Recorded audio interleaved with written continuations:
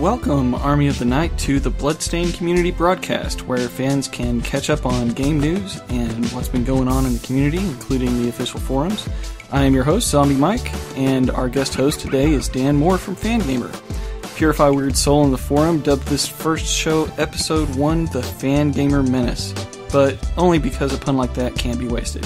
Welcome to the show, Dan.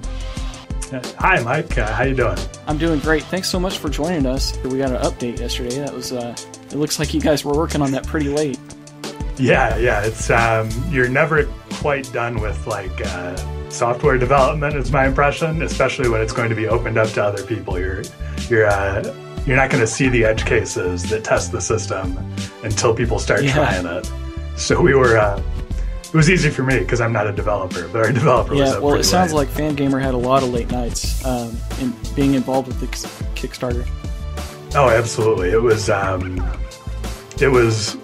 probably the least I've ever slept in a calendar month, but it was all worth it. So, have you guys done Kickstarters before? Yeah, this was the most involved we've ever been with one. We've done merchandise for several Kickstarters, and then we've done our own Kickstarters. We did two of those. One for just reprinting merchandise that that had been out of print for a while, and then another for a box set relating to the Earthbound fandom, which we did last year. Yeah. But this was the first time we'd really planned a big campaign of this size, and it was an extended learning experience, among other things. I don't think it's a coincidence that it was the highest grossing Kickstarter for a video game, and it just happened to be the one that you guys were this involved in. So congratulations at the time. It broke the record. Thank you. It was very exciting and way above what any of us had planned. So. Yeah, hearing the expectations get blown away by everybody involved when you were talking at PAX, it must have been a very humbling experience to just see it take off like that. Yeah, it's I was glad we were able to do that at PAX, and that was all really thanks to Ben. Everybody at DDM, the company he works for, had put in their bets of how the Kickstarter was going to go, and that's how we got involved in doing it too. Otherwise, our expectations probably would have never been put to paper. But luckily, we had a paper trail we could go back to afterwards to reveal that all of us had expected. Well, it's a cool That. benchmark. I'm glad that you guys made those predictions. That's really neat. Yeah. And thanks for sharing those with us, too. That was one of the things covered at PAX. So, we briefly got to meet Fangamer at the end of the Twitch stream for the closing night. Yeah. And you guys were just there with the rest of us all watching at the same time. Was that a live cast, or was that something that you guys had pre-recorded? We recorded it during the broadcast. Okay. About halfway through the broadcast, somebody at AGM or maybe Ben emailed us and said, "Hey, we're going to mention everybody. Why don't you guys record a little something?" So we went into the mailroom and we did exactly what you saw, and then watched ourselves, which is always a weird experience. But yeah, I guess that's something I can do really fast is just explain what Fangamer normally does to people. Sure. Because I know that's we've been around a while, but whenever I was involved in Bloodstained stuff, like when I was there for the opening stream, it would always be, "So Fangamer, do you guys just do Kickstarters?" And I would be, I guess, a little chastened because such as we have a marketing team, it's me. So anybody who doesn't hear about what we've done before, it's kind of my fault. Well, it's a big world out there, so. Yeah. So we've been around for, I guess, 7 years now, and in our non-Kickstarter lives, we're a merchandise company. We have a small office and a small warehouse in Tucson, and we print video game T-shirts for ourselves and for other partners, and just kind of do full service merchandise stuff. Lots of design, lots of production, all of it. And the Kickstarter days kind of came through that. People needed merchandise for Kickstarter tiers, and they came to us, and we've just been, I guess, worming our way into other stuff ever since then. That's as they realize, well, somebody's got to run the campaign or somebody's got to post the updates, we realize we can kind of do it. That's great. That's a good just fit. go from there. So since you print shirts for yourself, it was a coincidence that during that video we were talking about, you're wearing the same shirt as one of your other coworkers. Yes, it's one of the things I didn't realize until I started working at a t-shirt company is that when you start working at a t-shirt company, you stop buying clothes for yourself because there's so many rejects that we can't sell because there's a tiny hole or a misprint or something. So really, like, we've got about 15 people in the office now, and almost every day you're going to end up dressed the same as somebody without realizing it. So it happened to be on camera that time, but it's an occupational hazard. You're wearing the same shirt I am today. I'm just glad we both like Hello Kitty. Yeah. I offered to change. Yeah, but it's fine. I figure theater of the mind. No one's going to see it anyway, and I'll cut this part out, so it'll be fine. Good. All right, so I noticed that there was one guy in that Twitch stream that wasn't listed on the Kickstarter. Tony or Toby or somebody? Oh, Tony Kuchar, probably. I think he did graphics. Yeah. Tony's our newest designer, and he really had a trial by fire because what ended up happening was whenever we needed a graphic on like 20 minutes notice, we would have to call him and have him, mess with his Photoshop files and stuff, change the text. So as the rest of us were putting the campaign together, he was our person of last resort. And then we would say, "Hey, Tony, here's what we just heard from somebody else." So he kind of he got roped into it, but it all worked out very well. Like all the extreme consistency of the graphics and stuff. That's all. Yeah, Tony. Well, it was done very well. I really liked it. Plus, when I threw together the fan forums, I used a lot of Fangamer's art and stuff. So I was probably using his, his stuff. I wish I would have had the source files. It would have made it a lot easier. But yeah, it's all really what we've, I guess, how we've differentiated ourselves from other video game merchandise companies as they've come up is that we're never going to be the cheapest and we're never going to be the fastest, but we are mostly going to be the ones sweating every detail even when we shouldn't. So that's our differentiation now. It's just that we have designers who we can throw on projects at a minute's notice and say, "Hey, we need totally consistent graphics and you have no time. Go." All right, yeah, that's just a formula for sleepless nights. But it sounds like it's very good to quality. So on the team there at Fangamer, if everybody was on the Millennium Falcon in a galaxy far, far away a long time ago, who would be who on the cast of Star Wars?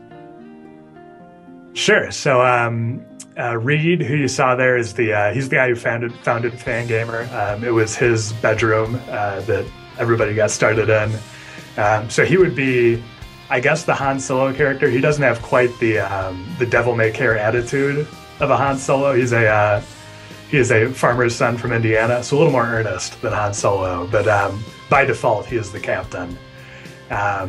I would say Steve, who handled all the customer service, is our 3PO.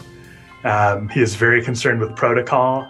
And if you've gotten an extremely polite email from somebody at Fangamer, just based on a random merchandise or Kickstarter question, it's probably come from him. He does also seem like the comic relief, so I think 3PO fits quite well. Yeah, he's got the I think some of the same. Oh yeah, he threw his arms up at the end of that Twitch stream and said he was going to get pizza, much like 3PO would throw his arms up too. Yeah. So he's really the best fit of all of us.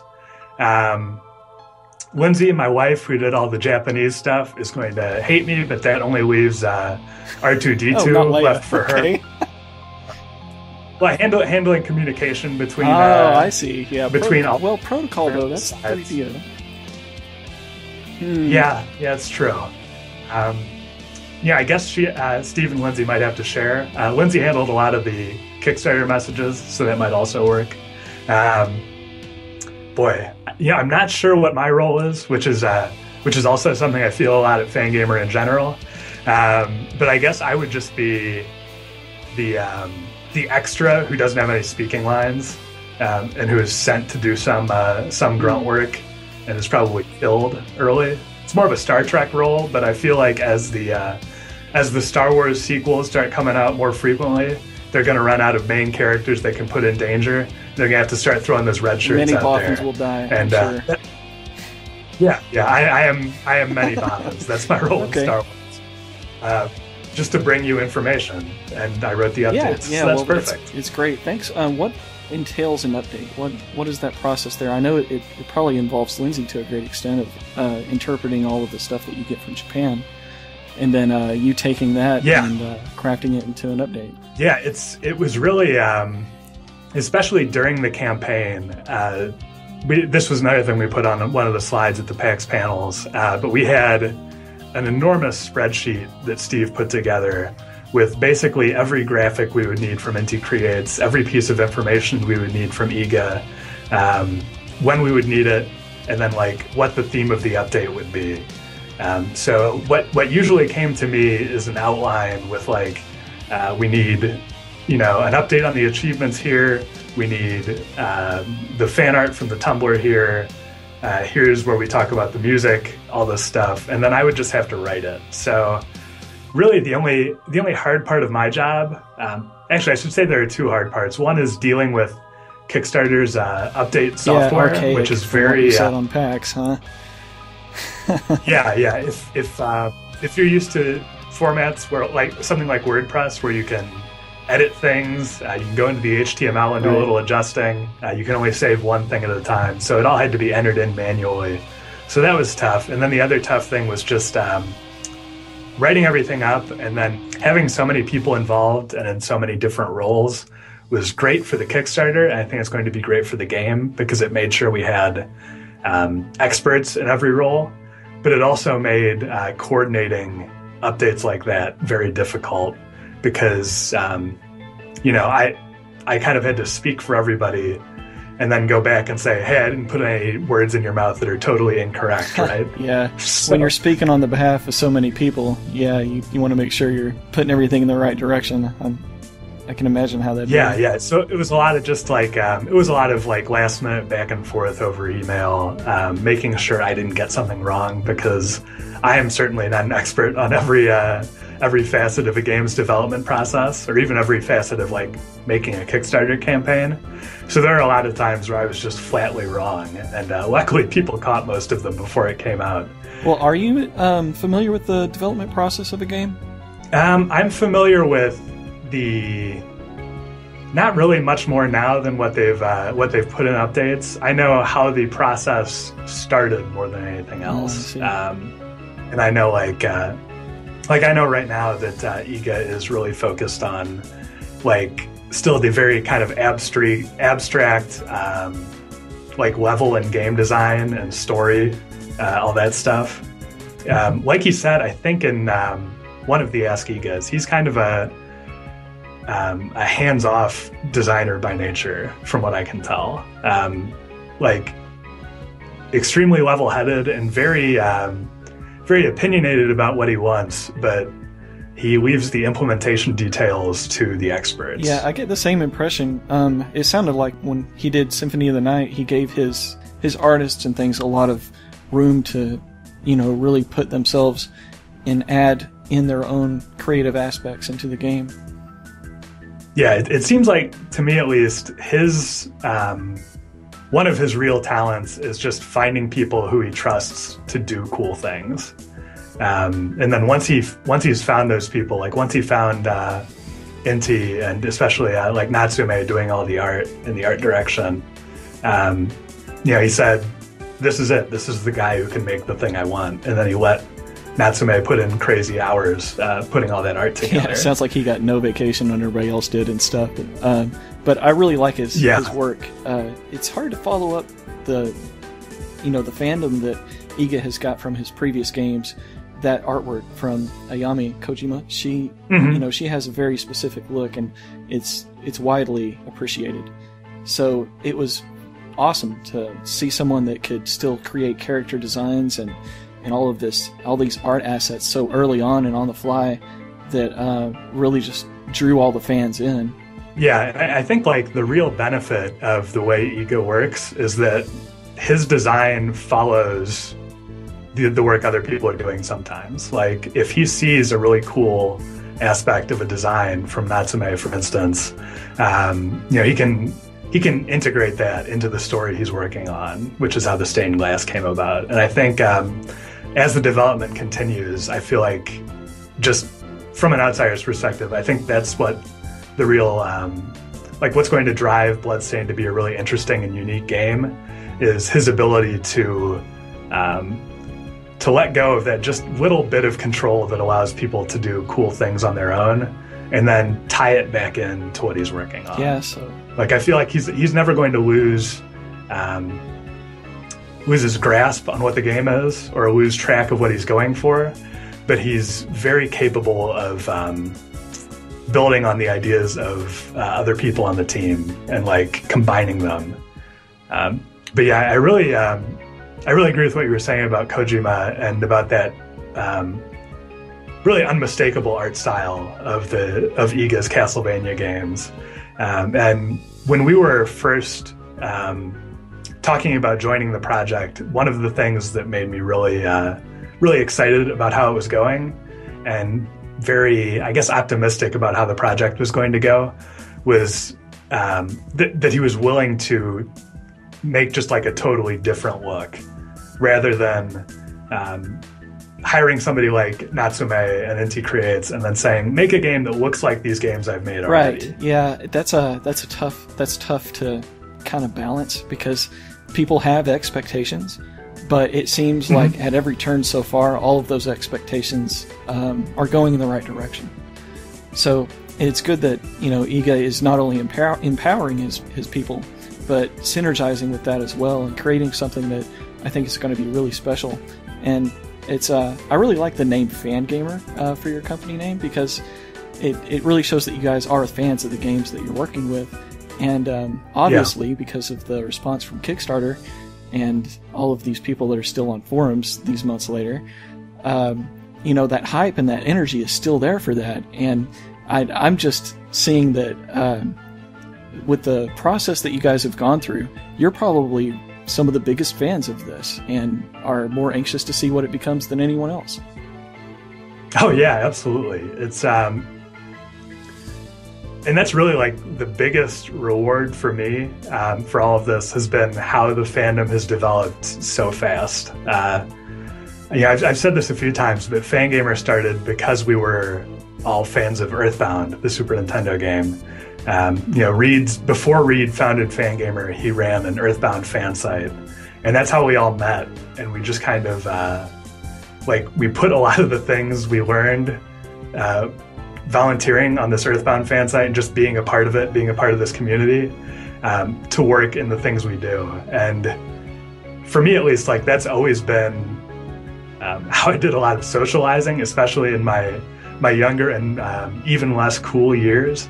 When I was junior high and high school, I felt like my community, the people around me, were the people I knew from Earthbound websites or Harry Potter websites or whatever. Nice.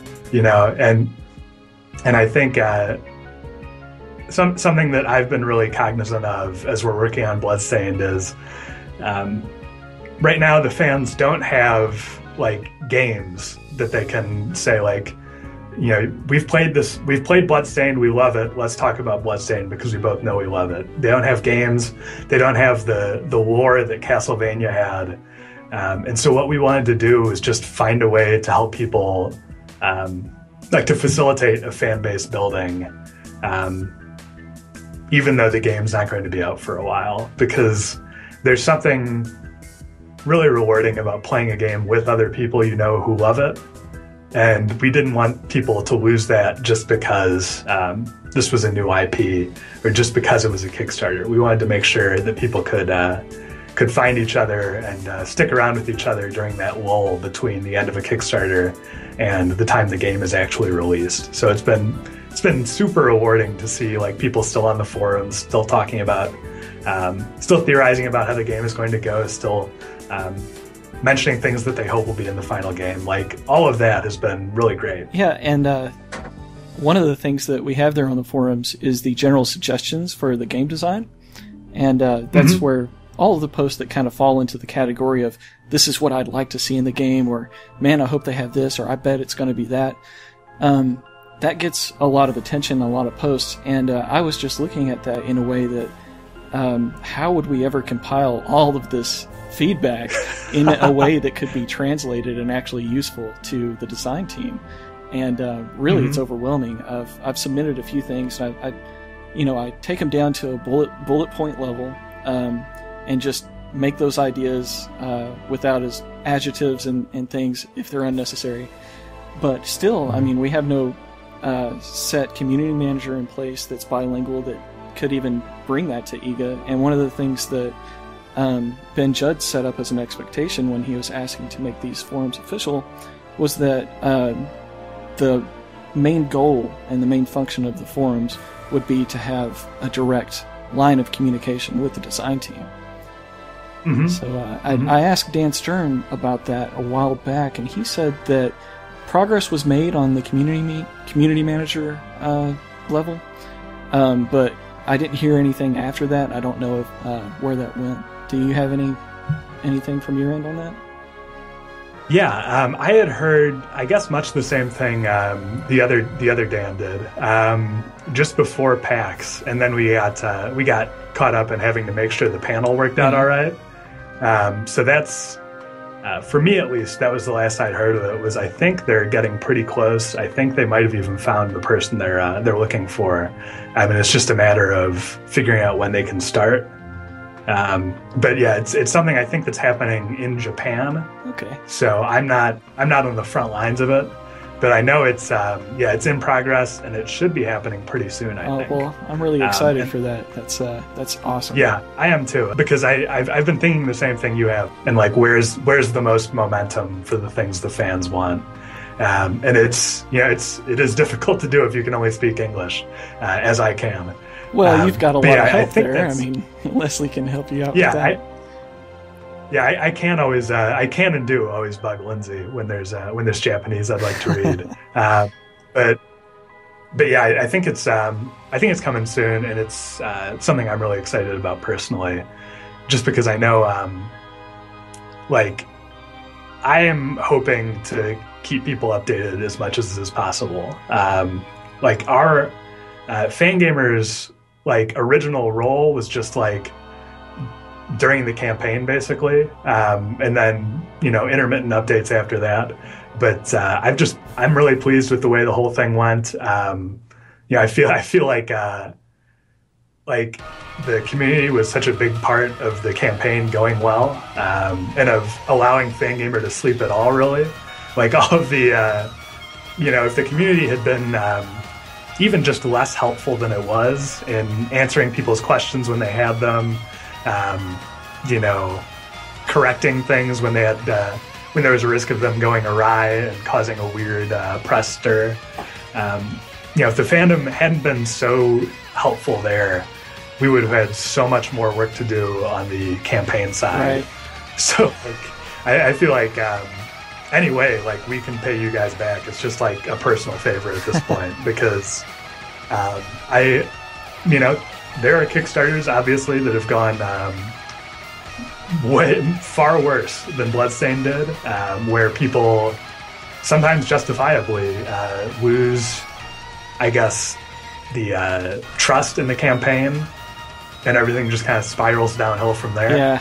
Yeah, so that's a nightmare. The amount of like part of that, like we could plan as much as possible to make sure that never happened, but ultimately it's just as much on the kind of people who a game attracts, and it was an incredible relief for me as someone who's just as somebody who's writing a lot of the copy. I'm very paranoid about, okay, how are people going to take this? How are people there's always two ways to read something, Yeah, how are people going to read this thing I said?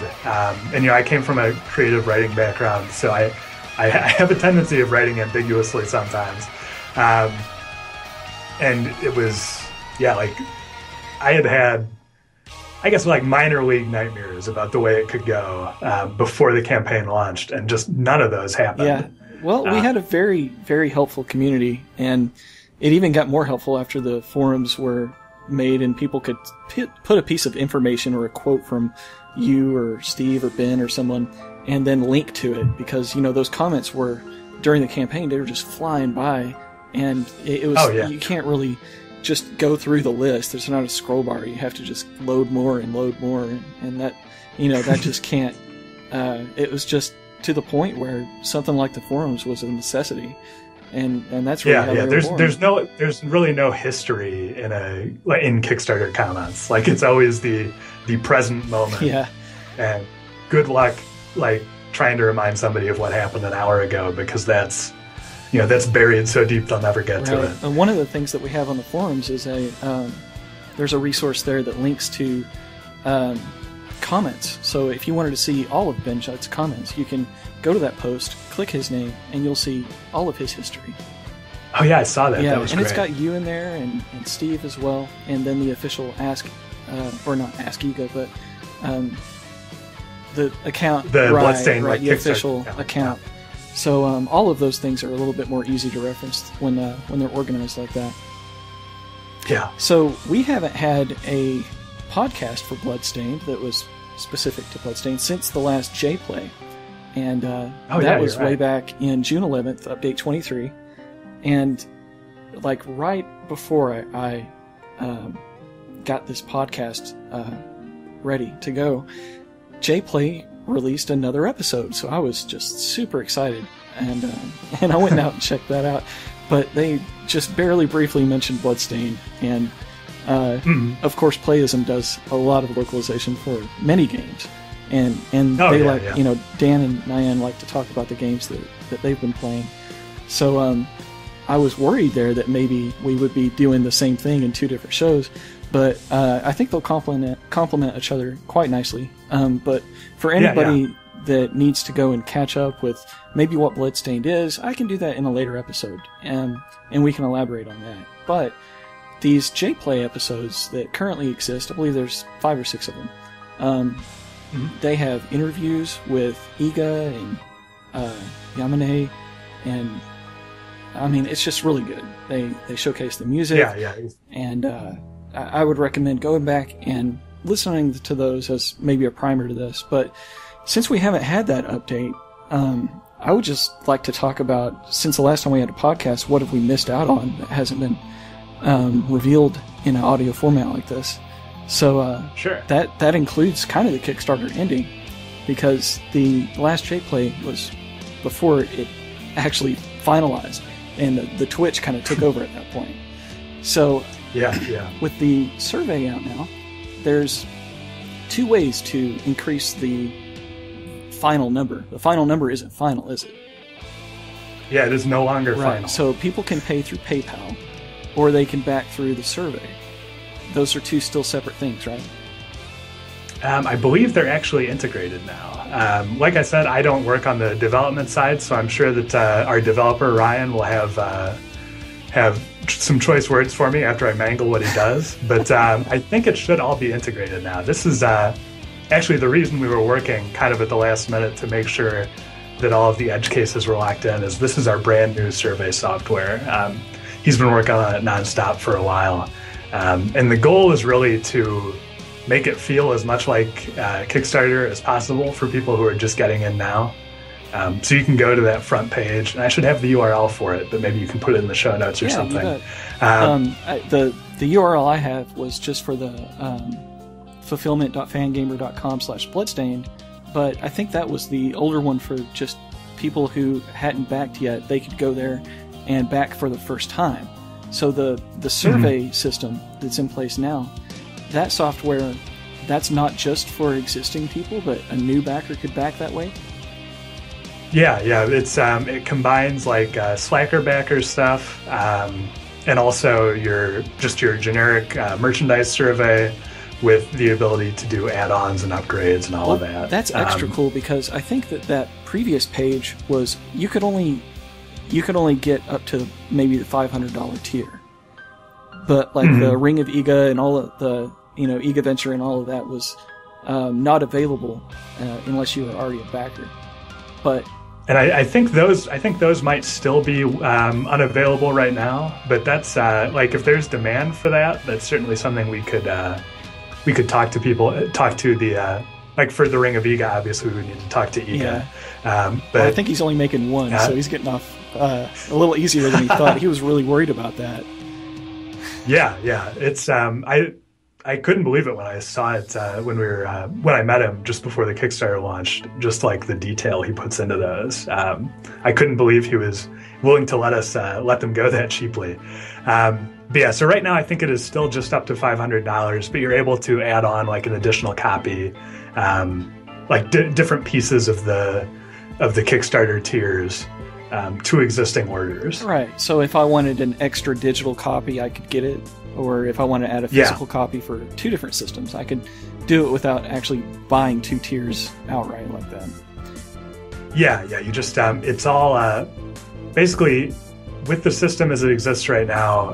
Anybody who gets in, like anybody who backed, say on day 1, and somebody who backs today, whenever this Kickstarter comes out, they'll be put into the same system. So they'll be able to upgrade to check their survey. Basically, they'll get everything except the email updates that Kickstarter itself sends out. I see. So just about everything else will be, the experience will be the same from this point forward, because it's all going right into our system. One of the things that's confusing to me with all of these options we have is, especially when they announce the Xbox crossplay. If I get like a GOG or a Steam version, apparently that will work on my Xbox One. Is that the way that works? Well, I'm actually not sure. Thank you for mentioning it, though, because that is a question I will bring to Ben. Because I'm not totally sure how that system works. I've always been I usually buy Sony and Nintendo consoles, so crossplay is kind of a mystery to me. Yeah. I'm also very bad at PC gaming. So you really I am one of the least qualified people at Fangamer to talk about it, but I'll definitely I'll make sure we get an answer to that. The cross-save feature with the Vita and the PlayStation is also something that people are wondering about. If they could play on their PS and then put it on the Vita and put their save on the Vita and then go and play mobile and then come back home and I mean basically they could play wherever they're at and just keep it going like that. Yeah, that's another question. I think it's part of it's just the development is so early that we don't know what's possible, and a lot of it's going to probably come down to especially with the Vita, like how Armature's version of the game and NT's version of the game end up interacting. But I'll certainly try to get those answers as soon as possible now that people are able to decide which platforms they want. Yeah, and people can change it at any time, right? You can just go back to your survey, change whatever options you want, and you're good. Yeah, that's another thing I should probably make clearer than I did in the update is your link, the link we send you over email to the survey. That's kind of like your login to the system. So you don't want to share that with anybody, but also you can use it as long as you keep that email around to update your survey information, to add something, to change your tier. Like all of that is going to be active for quite a while yet, as the development process goes on and as people keep backing and upgrading. Right, and I saw on the comments section of the Kickstarter that there was no real set date to limit people on what they want to choose merchandise-wise. So yeah, it's going to be a while before we end up making those orders. So we figure, until we have to know exactly what we're making, might as well give people the chance to change, to think about what they're getting. Well, if you happen just to make a few demo shirts and you don't know what to do with them, I'm sure that you could find some people on the forums that would be willing to buy those. So feel free to experiment as much as you want. Sure, and if we get some weird, speaking of my entire wardrobe, if we get some really weird glitches, I think those will be things that should go to the forum.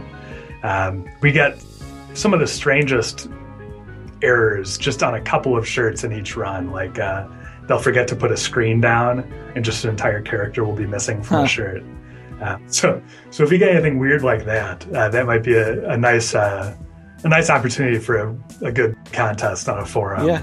Yeah, we have fun with the contests there. Mostly all the prizes have just been like Humble Bundle stuff that I was able to afford on my own. But getting Fangamer involved with prizes, I mean, you guys have some awesome stuff. If you guys want to get rid of some shirts.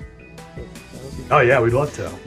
All right, so as it stands right now, is there a way that we can kind of keep a running total for the totals going for Kickstarter plus all of the stuff that's happening now? That's something I think that we're also working on. We'll definitely be able to give updates like that in the backer updates. Yeah. But yeah, I'd love to come up with a way to make that a little more current for people. Right, because at this point, in the beginning, we had a month to get this thing where we could. But now, and I've seen people say, man, I wish I would have backed that. And we say, well, guess what? Here you go. Here's the link. You can. But if we could still get that kind of momentum that we had of we really want to push this as far as we can to show IGA that we love what he's done and we want to support him in everything that he's going to do. And we just can't wait to play this game. So I really want to see this game be so successful that, it really shows, first of all, that more of these games can come down the road. And judging from the last Ask IGA, it sounds like he really does want to make this something that can link to a broader world. And then, also just to kind of show the rest of the industry that 2D gaming, it's still got its place. That has not been fully explored yet, and you can still do a lot with that type of video game play. And maybe other companies will kind of get back to their roots. Yeah. It's a liability of classic gaming where it's this small, dedicated audience as opposed to a huge casual one. And it makes it into a strength by saying, here are the actual numbers. Like, here are people putting this much money where their mouth is.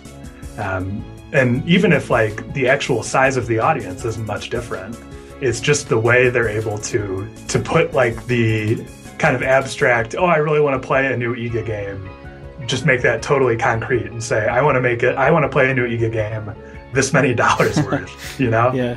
I think there's something really powerful about that. Might just be as simple as seeing that number going up and saying, okay, I'm not alone, and there is an actual, like, sustainable market for these games. I think any way that you can tap into that is good, especially when it comes with the fans' goodwill. That was something I was always really wary of, and am really wary of when we work on campaigns, is you don't want to feel like you're tricking people into supporting something or tricking them into spending more money than they would otherwise. Yeah, I think the transparency in this campaign was very good, and I think it served it well.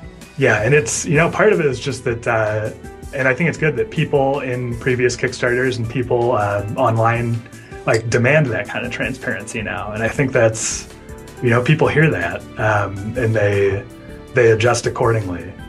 So I thought that was really good. And because, anything to do with marketing or with campaigning, it's a really powerful tool because it connects people with each other, but it's also something I think you have to be a little wary of, just because, obviously you can market something really well, but that doesn't make it a good product. Like, luckily, I knew, working on the campaign for an IGA game, I trust him to deliver a great game, and I trust the people who like IGA's work to know exactly what they're getting into going right, in. Absolutely. So that was that made it really easy to work all those long hours, because I knew I was working on something that was going to satisfy the people who got involved with it. I felt like there wasn't quite so much risk as there is with some Kickstarter projects, where you've got maybe a really strong concept, but you don't know if they can deliver yet. You don't know what obstacles are going to come up down the road. And who knows what happens with Bloodstained? Development's a long process, and I'm sure they've got their noses to the grindstone already. Something will probably come up at some point, but I trust them to deliver a really strong product, and that's why we were willing, as a company, to really put our shoulders into getting it to as many people as possible. Yep, and a lot of those same people, they usually want to see some kind of gameplay footage to go along with it, but just based off IGA's work alone in the past, everybody was confident that they would get a product that they would enjoy and wanting to be part of right from the get-go. Mm-hmm. Yeah, and I was glad we were able to get that clip of just kind kind of watching IGA work in at the end, because it was really good to know that like people trust IGA enough that they didn't need to see the game yet. But I loved having that little bit of kind of his working style to show right. people. The most impressive thing about that to me was Natsume, I think, was behind him during that walk animation test. And, he was on the keyboard and he was moving Miriam around on the screen. He was asked a question and his response was something like, well, I usually leave that up to the artist. And Natsume was like, oh yeah, I think I read that somewhere that, that you'll do that. So it sounded like it's very unconventional for him to be the way he is. And I like the way that, his criticism of that animation was so respectful and easy to work with. Like, it just must be a dream to work with him. When, if he doesn't like what you have, then he's going to give you a pointer in the right direction without, making you feel like you've messed up. He just told him, just like, make her move a little faster or whatever he said. But, I mean, he was obviously enjoying it and they had obviously done a good job, but he still had that directive that he was putting there, so you can tell he's still really in control of the project. Yeah, and it really, like, just working with him on the campaign like we did, like, obviously I don't know what it's like to develop a game with the guy. Like, he has his principles and he's not going to move off of them. Like, making sure nothing interfered with the single-player campaign was really important to him. But really, 99% of the time, it felt like we were working with him and not for him, even though obviously the buck stopped with IGA. Right. That's great. We were just kind of in in these marathon 5-hour Skype meetings. It was like we were just in a room going over ideas with him, and he would have input. But if we felt really strongly about something, we were and it was something that we were, I guess, the experts in the room on, kind of. He was like, sure, you guys know what you're doing. And it was extremely refreshing to work with somebody like who certainly doesn't have to behave that way. Like, his reputation precedes him. People know what IGA can do. He could stomp in there and be a prima donna if he wanted to, but he's not. It's just not throwing wine glasses. Yeah. He could act totally in character from the campaign video, and nobody would begrudge him for it because he's made all these great games. But he acts like you and he are just basically on the same level, and it makes it really easy to work with him. Right. Yeah. So not only do we get Bloodstained, but we actually get a mini game, and that's also going to be extended to the PS Vita and the 3DS, along with the other systems. So Zangetsu was the new character that was revealed, and that was done at the Xbox thing where they said that. But we got a little bit more follow-up at PAX that now we know his age. He's 42 years old, comes from Japan, and has made his way to England somehow. When all of that demon summoning stuff that involved the orphans cropped up right when Miriam went to sleep. And I'm wondering if he's going to be probably the protagonist in that prequel game, because it sounds kind of like he'd fit that slot pretty well. That's a really interesting theory, yeah. And honestly, like, I don't even know if he's made that decision yet, IGA, but that's a really interesting theory. And it's the thing I really like about Zangetsu is just I feel like you get the sense now that the world's opening up a little more. Like, you can see, okay, this is spread far enough outside of England that this Japanese character takes notice. And I was really, I'm really intrigued by that. Just as somebody who grew up writing a lot of fan fiction, that sense you get of, okay, the world is bigger than just this demon castle, so let's see exactly how far out it goes. And also just the timeline, knowing that he plays a big role in this before Miriam wakes up. Right, that lends a lot to the setting. That's just intrinsically cool. Just automatically. Yeah. Just by that. It's like the story goes on even when the game is turned off. That's always been the kind of game that really attracted me personally, is a game where it felt like I'm getting into a world, but the world doesn't exist just for this game that I'm playing. Right. I think it's cool that IGA's number for the Kickstarter initially was such a small number compared to what we got in the end. He was probably in the mindset of, I just need these few characters, I need to make this game, and then when he saw all the support, he was like, well, all right, now my world is bigger because I was thinking smaller than I have to. And I think that us showing him support has really opened up his confidence to create bigger and better. Yeah, and I think that's it was another thing that made me confident in the project before we took it on, was how conservative he was with the scope of the game and with his goals. Because I guess the obvious concern about most Kickstarters is what is how are you going to avoid scope creep if you've done much better than you expected to? And the reason I think IGA is going to be able to maintain it, besides the experience just working as a producer at Konami for all those years, is just that he started out so conservative with what he wanted to do, knowing that if he had the money, he could get bigger. But if you start out a little bigger than you probably should be, it's becomes a little nerve-wracking to go bigger still. Well, he's definitely got the support, and he did say it's going to be his biggest castle yet. So a lot of people have been wondering about that and exactly what that means, because bigger content-wise doesn't always mean that the castle's just got more square footage in it. But the way his games are laid out, it could mean both. I can't be sure about that. The really interesting thing to me is that IGA, before the Bloodstained Kickstarter, hadn't been connected with a lot of the way American Castlevania fans view things, just because of the language barrier, probably. So when he was talking to Drew Ronscout, who helped us at the Twitch launch event, and who is a completely insane Symphony of the Night speedrunner, when he was talking to Drew, the sense I got was kind of his the way he thinks about his games and the way Americans and speedrunners think about his games kind of converging a little, because Drew, obviously, because so many of speedrunning tricks depend on getting out of bounds or breaking a bug that's only available for this split second. He thinks about it in terms of just the overall map that most people aren't going to see. Right. Whereas I think IGA thinks about it more in terms of just the visible map and the way people proceed through it.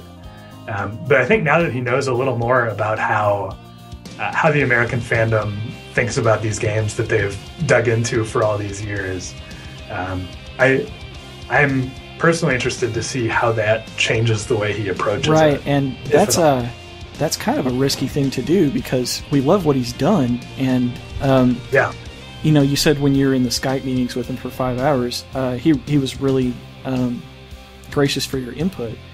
So now he knows he's specifically generating this game for a Western audience. But previously it was kind of a global audience, and he needed it to be successful in Japan.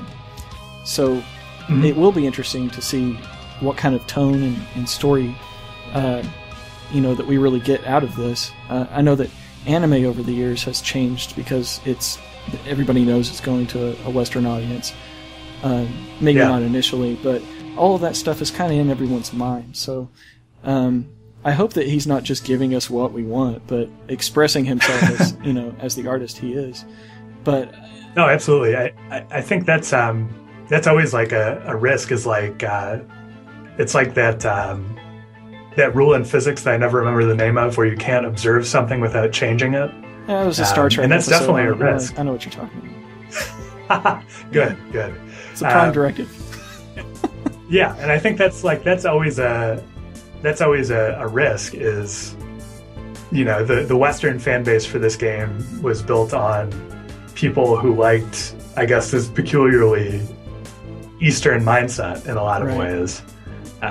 But I think the thing that leaves me confident, I guess the way I would describe his style as a manager, at least, since I haven't observed him as much as a designer, is that he has very clear outlines. He knows where his edges and his limits are, and he won't budge beyond them. But he leaves room for the designers, the artists, to fill in the details. So I think like I wouldn't worry about it changing in the same way that anime has, where like, and this is just the impression I get as kind of an anime dilettante, but I feel like it's getting more and more directed at fewer and fewer people. So you've got these really kind of amplified and distorted tropes that they know like the hardest of hardcore anime fans are going to like. And then they just don't have to think about the other people as much, and it twists the way the plot works a little. And I think just because IGA knows where the lines are, like he knows what the boundaries are for the game he wants to make.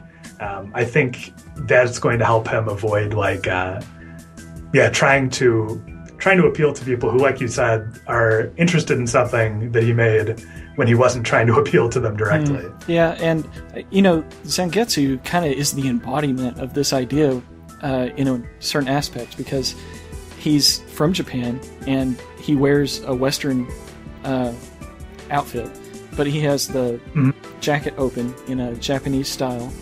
And I think that character just kind of personifies a little bit of what IGA is seeing while trying to develop for a Western market. But, everything that we've seen has been from Japan.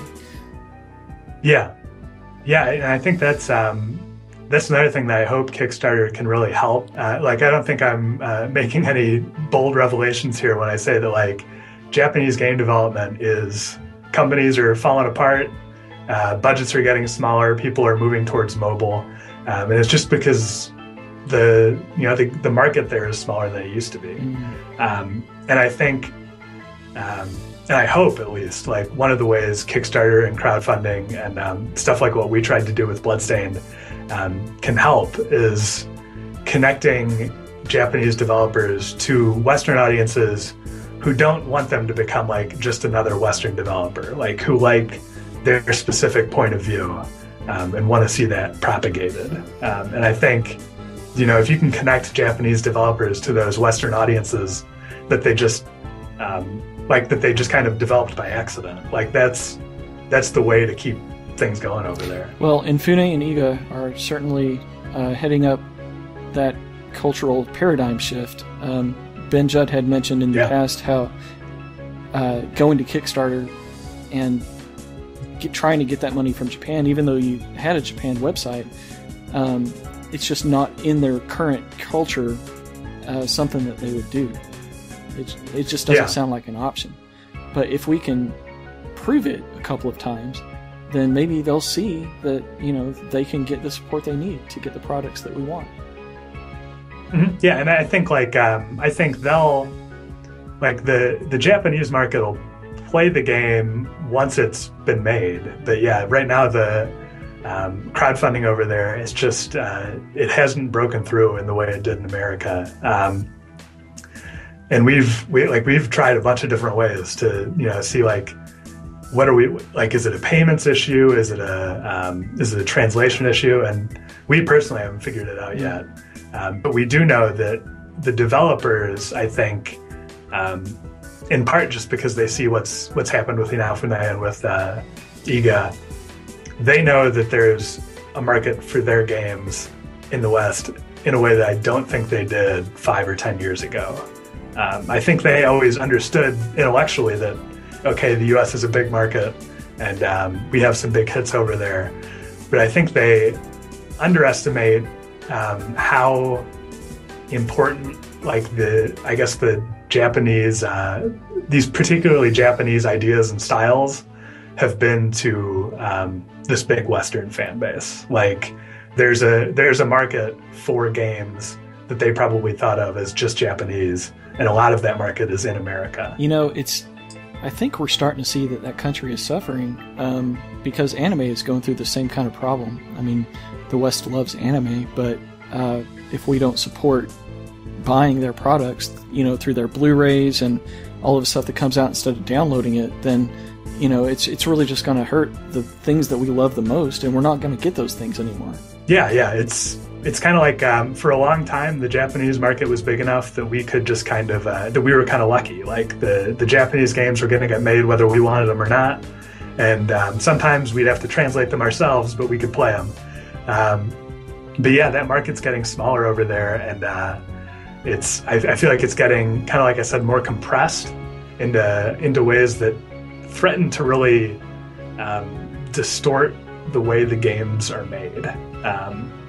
Probably not the kind of game IGA makes, but I think a lot of games are becoming increasingly focused on, say, like smaller audiences that are willing to buy the big special edition with the giant body pillow of the main character or whatever.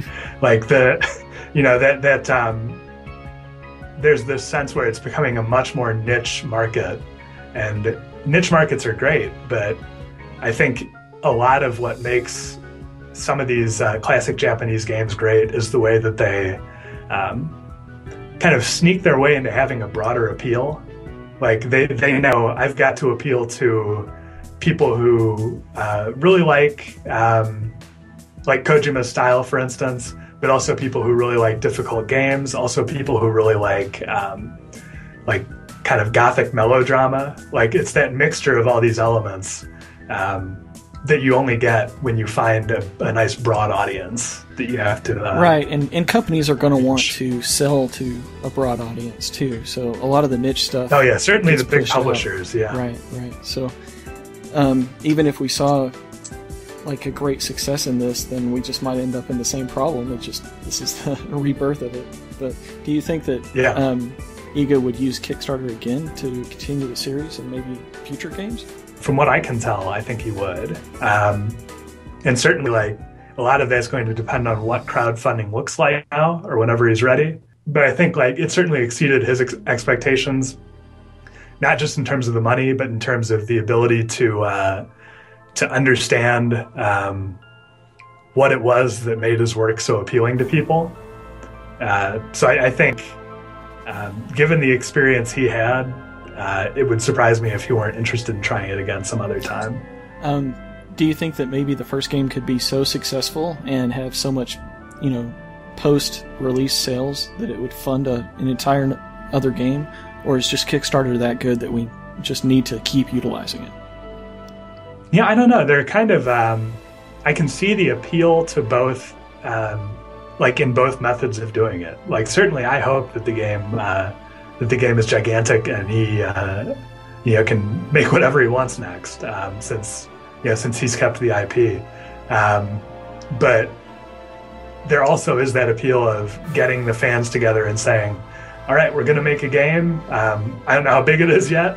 I don't know what systems it's going to come out for, so why don't you guys tell me? Like, there's certainly an appeal to that as well.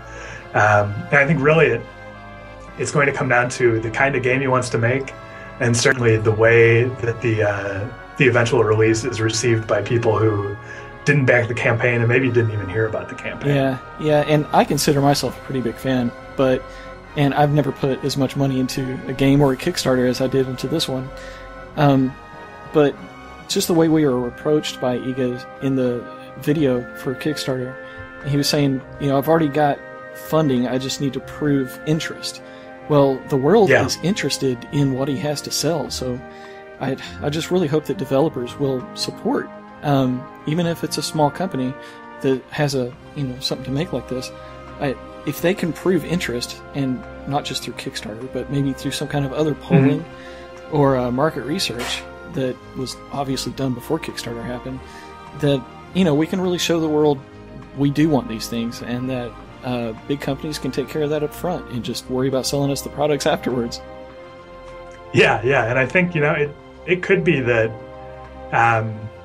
that how the gaming market finally shakes out doesn't look like either of the big options we have right now. I think there's a way in which AAA publishers are they're not set up to handle games of this size anymore, and I don't know that they ever will be. Like, they're the way that they need to make money, they need to make huge capital investments, and then they need to show huge profits. Like, they don't even have the time to get involved in something that's going to have 65,000 pre-orders or whatever, right. Which is insane to think about, since certainly it dwarfs what we do at Fangamer. But that might just be the way it is. Like I said, I was before I started working at Fangamer, and a little now, I was a a writer, and the way the publishing market just for books has been going for a long time, well before this happened in gaming, is the extremely niche titles make a lot of money and are worth it for big publishers, and the enormous blockbuster things like celebrity biographies and young adult series and stuff like that, those are worth them getting into. But the mid-list authors, the authors who have a steady fan base, who sell 50,000 books or whatever every time out, those are the ones who are getting squeezed and who are getting basically pushed out of mainstream publishing because that's just not the way the company's set up anymore. And I think it could be that what happens, like what comes out of Kickstarter isn't direct crowdfunding for every game, but it might be like mid-sized publishing houses who are willing to, well, and not just who are willing to, who are set up so that they can take the time to really follow a game like Bloodstained through to completion and then make money when it sells 100, 150,000 copies or whatever. Like, part of it's just a structural thing, and I really hope that Kickstarter makes it clear that that's, like, you can make good money doing that. It's not going to make you rich, but it's going to make you probably happier than if you try to get Katy Perry's memoir or whatever and print 5 million copies of it. I would think so, because you're doing exactly what you want to do, and you know that people are going to want it. Yeah, and it's, you know, it's difficult work, too, because you don't just have the one franchise that you can plan out 20 years in advance, but it's very rewarding, especially when you can, when you can connect a designer to a fan base like this. Like, I don't know why anybody would want to do anything else. So one of the things I'm excited about on what we got towards the end of the campaign was the roguelike dungeon mode. Oh yeah. I think that anything randomly generated it's going to be fun. It's probably a pipe dream of mine only, but I would like to actually be able to build a few of them and have some control over either how randomized it is or just straight control over what I want and where.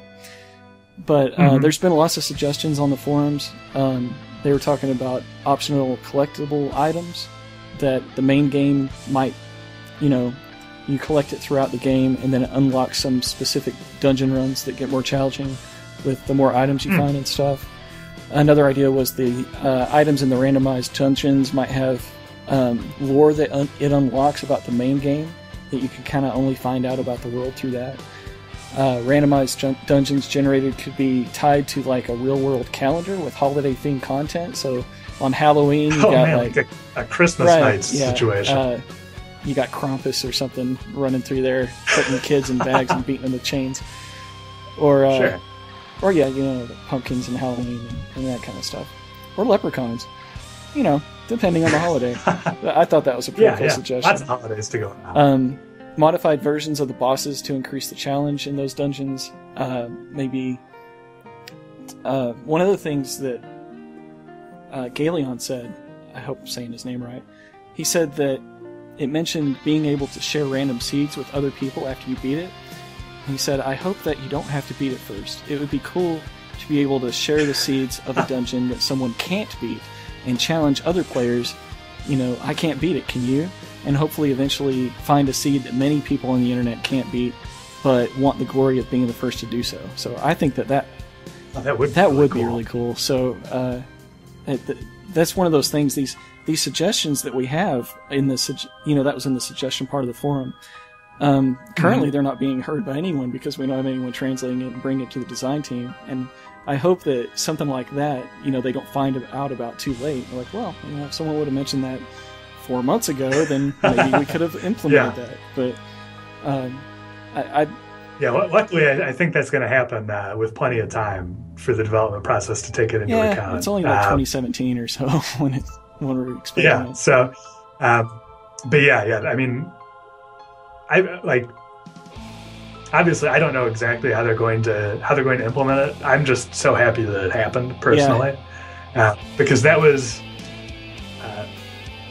This was another thing I think Ben mentioned during the panel, or at least he was going to mention it, then I had to cut it for time, is that IGA is extremely, and Inti, Aizu, and Inti are extremely realistic about what stretch goals are going to cost.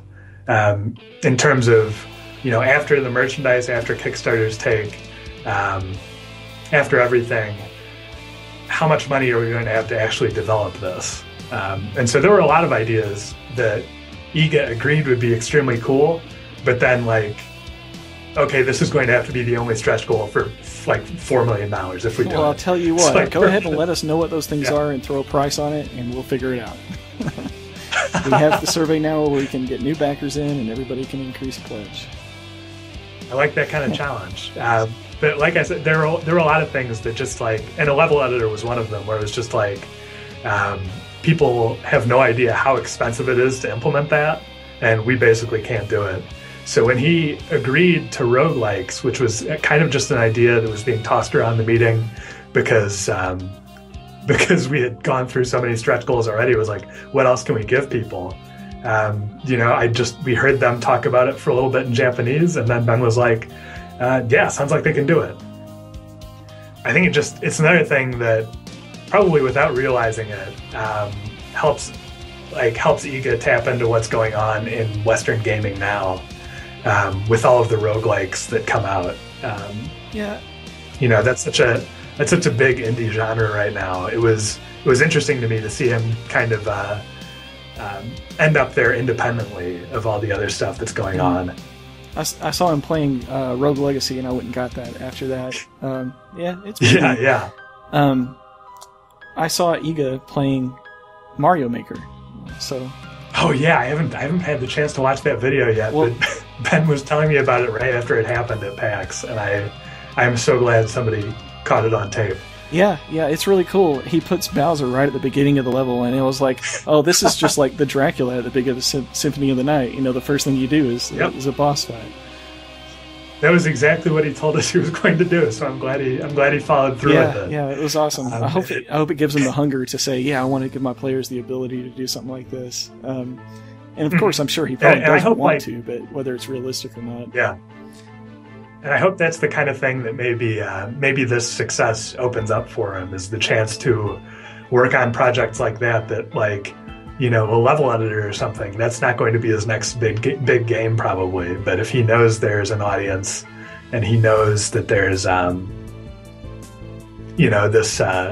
this concept that people are really excited about, maybe it's something he can do kind of in the middle of his other projects. That's totally me speculating and me wish casting, but I think that's the kind of freedom connecting directly to your audience gives you, is you're able to work on these things that aren't going to be the next big IGA side-scrolling adventure game, but might still be worth doing. Yeah, absolutely. He's worked on a great bit of different types of genres. I know he worked on a dating sim that kind of revolutionized the culture there and changed that. Yeah, kind of. I think his first big project, Tokimeki Memorial, which is amazing and wonderful to me. I did not know that until we started working with him, and it was another thing where I thought, did somebody edit Wikipedia just to screw with me right now, or is this actually true? That's great. So apparently you get boss revenge mode too, which will have to control multiple bosses, and they'll each have their own unique special attacks, and it'll be in its own separate area, and will defeat hero bosses as the bosses that we are playing as. So that sounded neat. And then the Sword Whip results came out, and Sword won. Oh, geez, that was we were following that upset very closely at the Fangamer office the day before it happened. I don't know if I want to say this or not, but because it's kind of a nerdy confession. But on the last day, throughout this campaign, I knew Sword or Whip wasn't just before it was announced; it was ongoing through the campaign up to a certain point. And I would sit at work with it loaded on my HTML on my phone, and I would just not even look at it. I would just tap, tap, tap, tap, because it makes you wait a few seconds before you do it. Yeah. And then on that last night, I was like, what? Whip's winning again? So I just stayed there, and, if you have a laptop, the mouse won't move unless you do the laptop pad, if you're not using an external mouse. and I would just get it into that one spot I needed to be on and just hit that button and just do other things, that don't require, me to use my hands, just watch videos or read or anything. So that last night, if it was all down to that and the IP address shows from someplace in Alabama or something for Clan Katana, that's all me. Oh man, it was, we were really just like a couple of days before the end of the campaign. Ryan, he developed the survey software, he developed Sorter Whip, basically anything really strange that we do with technology, Ryan had a hand in. And he just kind of would take a look at the votes, see how it was going on our control panel. And over the last couple of days, he was like, yeah, I think Whip might lose this if they don't, they're getting complacent. And we thought, yeah, whatever. But then it kept on happening. Yeah, and it was an upset. And it was really something where we started getting into it in the office again. Like we would just kind of walk by Ryan's monitors and see what was going on. And it was, we were all very surprised. I felt bad for all the Whip people who thought they'd locked it up, but I also felt really excited that there were still people getting really into it on that last day, because one of so many balls that we tried to keep up in the air during the campaign that it was just cool to see that there were people out there still interested in it. Yeah, that's great. And I'm sure doing the same thing you did, just I gotta fight for my clan here at the end, even if I'm supposed to be at work right now.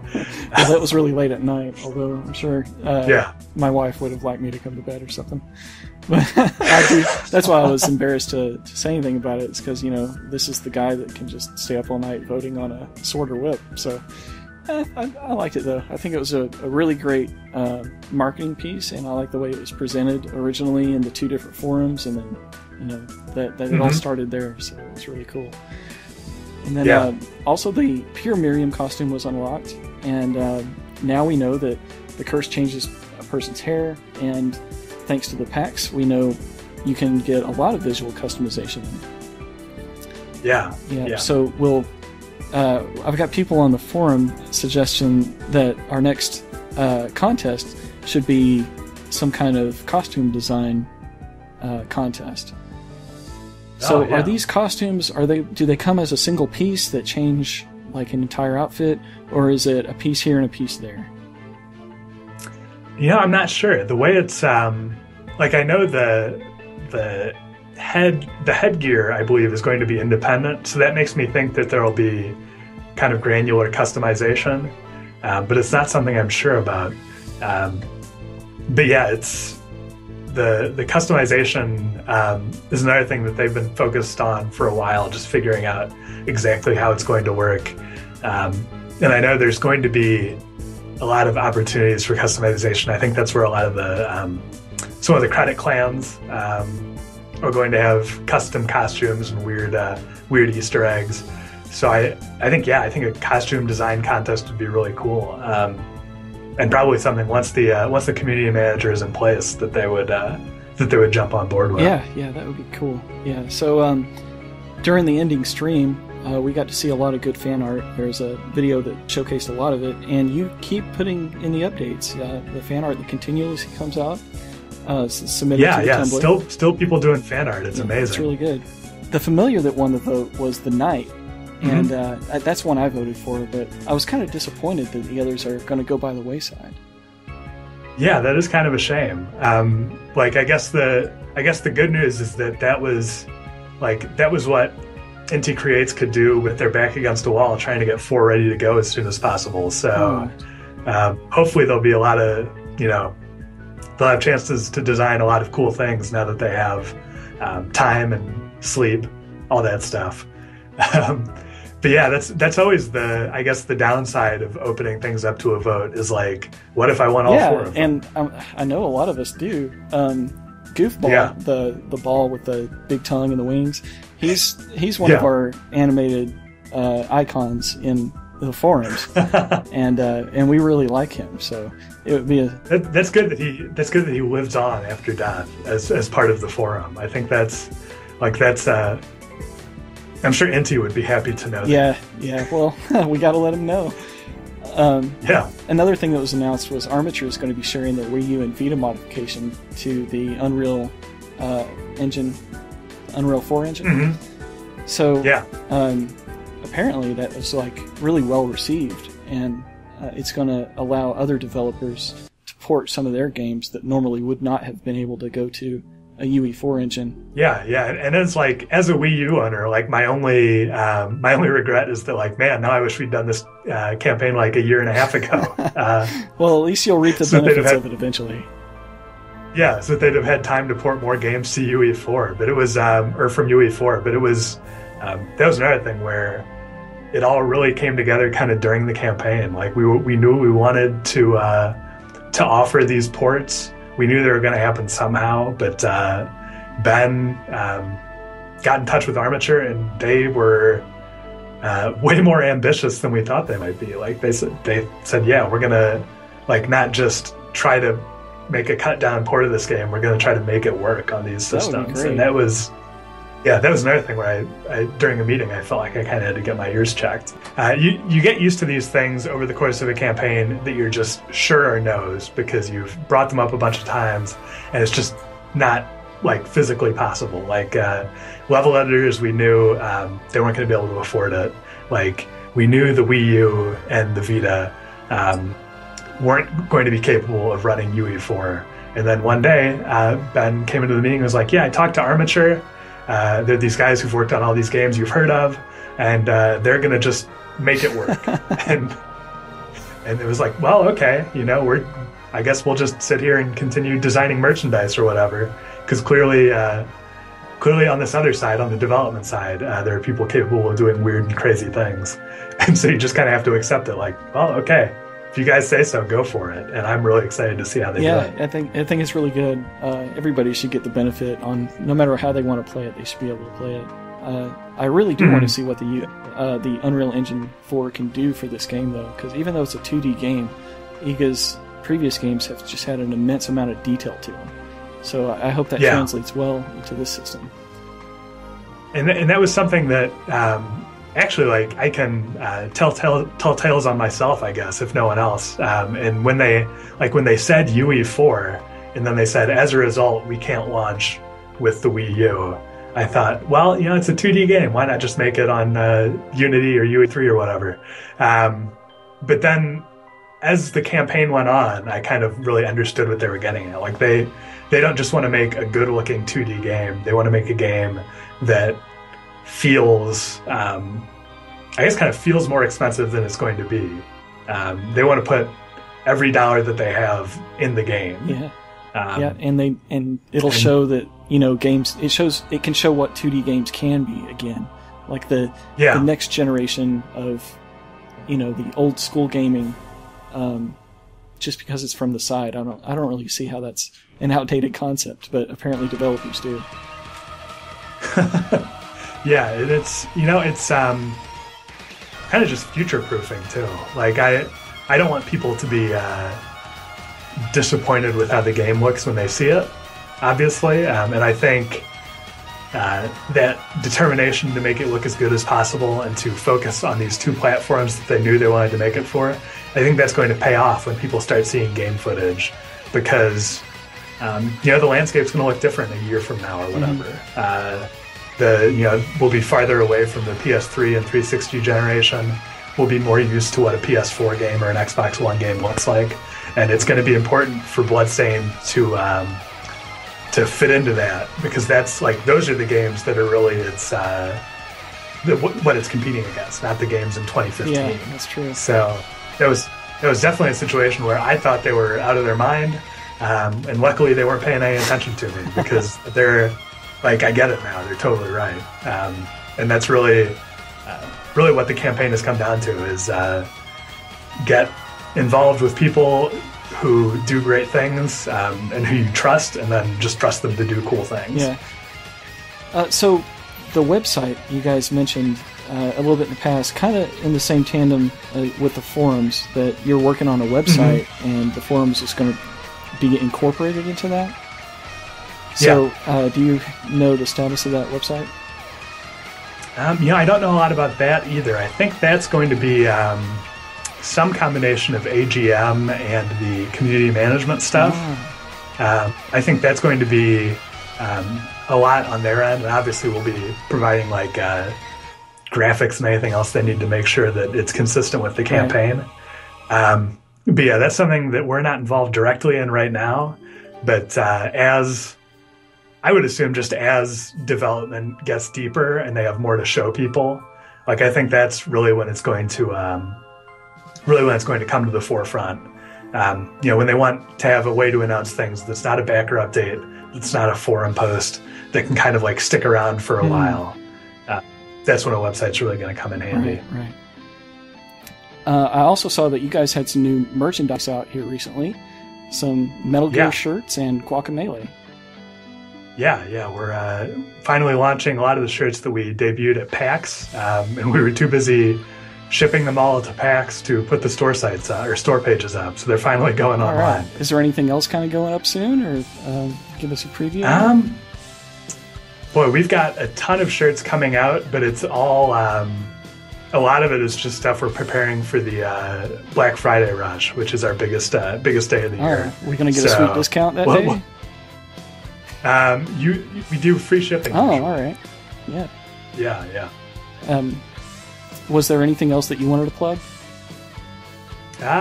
Hey, sure, why not? I have a short story out in a literary journal this week. If you go to buffaloalmanac.com, that's Buffalo and then ALMANACK.com, there's a story called The Big Sleep Together that I wrote, and it's about being worse than a very bad person and realizing that about yourself. So, if you like weird short stories, go check that out. Sure, you bet. Yeah, I'll definitely check that out.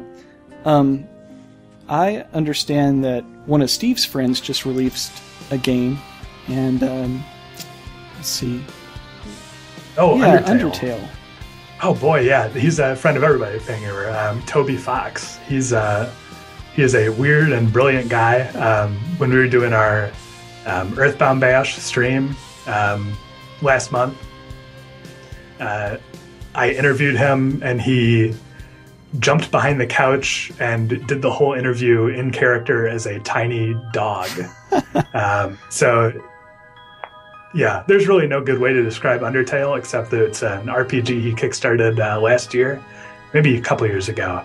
And it's both really faithful to the ideas that are in a lot of 8 and 16-bit RPGs, while also playing with them in really interesting ways. Like you can play it either killing all the monsters or not killing any monsters and just befriending all of them.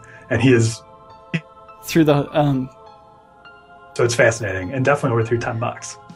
Yeah, I saw the demo video, I guess, or a preview video for it, and it did say that you could get through it without killing anything if you so chose to do so. Yeah, some of the enemies just want you to pat them on the head. Some of them want you to talk through their problems with them. Some of them want to dance with you. It's very, very funny and confusing. So if you don't want to talk to someone through their problems, you can just get rid of that then and there and kill them. Yeah, you can always just get the knife out and then take all their HP away. And the combat screen looked like it was very Earthbound. Yeah, he's another guy we met just because we were all Earthbound fans. It's amazing the number of weird things that have launched based on Earthbound forums, and hopefully the same thing will happen with Bloodstained forums now. Yeah, I think forums are a great place. It's cool that both you and Steve had met your wives on forums. I don't know if our forums are going to be that impactful in someone's life, but it's a tried and true way to connect people together, and that's really all I like doing is sharing the love of Bloodstained with all of the backers, whether they're on forums or Reddit or Castlevania Dungeon, various Facebook groups. Do you follow any of the Facebook groups that are out there for Bloodstained? I should. I don't, but I'll have to add them all to my Facebook. There's a few good ones. My favorites are Operation Hakumajo. That's mostly for like big news and stuff, but I know Steve follows them pretty closely, and I do too. Cecil Kane is one of our moderators, and he contributes a lot behind the scenes. So that's good. And also Miriam the Bloodstained Orphan. Yeah, that one's a really good page too. Oh yeah. Someone personifies Miriam and just kind of plays Smash videos and uploads art that they find on Tumblr. It just kind of speaks from her perspective. So and that one's updated all the time, so it's pretty entertaining. And there's other ones out there too. All of that stuff can be found, including all this music, on the forums. We have a music section, and it's got all of the music that you hear on this podcast and more, and you can listen to it all right there in the forums. And also all of the community links. If you have a Bloodstained community that we don't know about, we'd like to, because what we'd like to do is just get together more with the people that love the things we love. Connecting fans to each other is the thing we like to do. Some of the podcasts I listen to, that's, we develop our own little communities within that. And I just find that the most interactive ones like Mystic Party and Pixel Tunes Radio are just like the ones that are closest to me, because it feels like I'm part of those things. Yeah, absolutely. All right. Well, I've taken up plenty of your time. I thank you so much. Well, no, thanks for having me. And whenever you guys need a guest or need like a third chair or something, I'm sure one of us at Fangamer would be happy to oblige. That's awesome. I really appreciate it, Dan. Thanks so much. Anytime. Well, IGA's Army of the Night, before we close our first episode here, there's a few special thanks that I'd like to extend. First, to Wiggy Chiggy, thank you so very much for donating the money for this microphone. I was saving up for it, but you allowed us to get this podcast sooner, and I can't thank you enough for that. For musical credits, all music tonight was used by permission. Of course, the official music is by Michiru Yamane and Ippo Yamada, and those were used with permission from Ben Judd, so thank you very much, Ben. Dredd, which is J-R-E-D-D, you can find him on SoundCloud. He's done our intro song, and back in the Kickstarter campaign, I approached him and said, hey, I know you do chip tunes, man. We're part of the same group here on Pixel Tunes Radio, and I really like your stuff. Why don't you just submit one of these remixes, and it'll count towards the IGA bonus. And he did. He made it right up just for us. So that was custom made, and he gave us permission to use that. I really appreciate it. Thanks, Dredd. And you can find him on SoundCloud. That's J-R-E-D-D. And also, we had some custom work done by Half Pixel. You can find Half Pixel on YouTube as username HalfPixel274. They gave us the looping track that you'll probably hear most. If there was ever a point in which you just wanted us to stop talking, shut up, and listen to the music, I don't blame you, because we had some great music here, especially by Ferdk. You can find him on YouTube. His username is FERDK16. And this guy, he totally shreds, man. One of the reasons I love Castlevania is because the music is so good.